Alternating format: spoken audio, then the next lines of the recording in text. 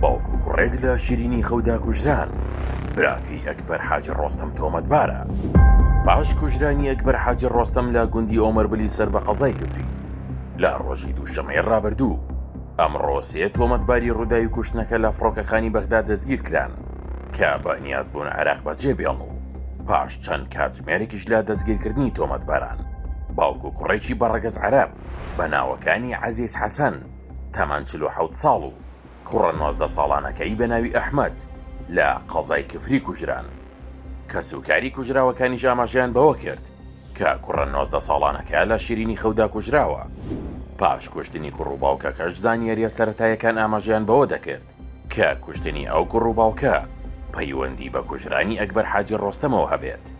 لەم نێوەندەدا و بەپێی زانیاریەکانی سەرچاوێکی تایبەت لە پۆلیسی گەرمیان با تۆمەتی کوشتنی کوڕ و باوکەکە بەڕیاری دەستگیرکردن بۆ جەمهور حاجی ڕۆستەم دەرچوو کە برای کەسایەتی دیاری ناوچەکە ئەکبەر حاجی ڕۆستەمە.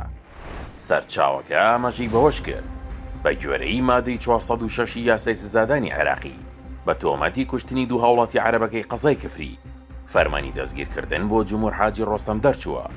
هەمان سەرچاوە ئاشکرای کردووە کە تۆمەتبارەکە ئەفسەری باڵایە لە هێزەکانی زێرەڤانی و دوای ڕووداوەکە هەڵاتوە بۆ شاری هەولێر.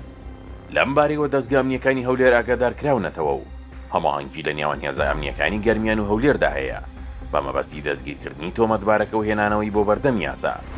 لێکۆڵینەوەکان لەسەر هۆکار و چۆنیەتی ئەنجامدانی ئەم تاوانە بەردەوامە و چاوەڕوان دەکرێت لە ئایندەیەکی نزیکدا زانیاری زیاتر لەلایەن دەستگا پەیوەندیدارەکانەوە بڵاو کرێتەوە.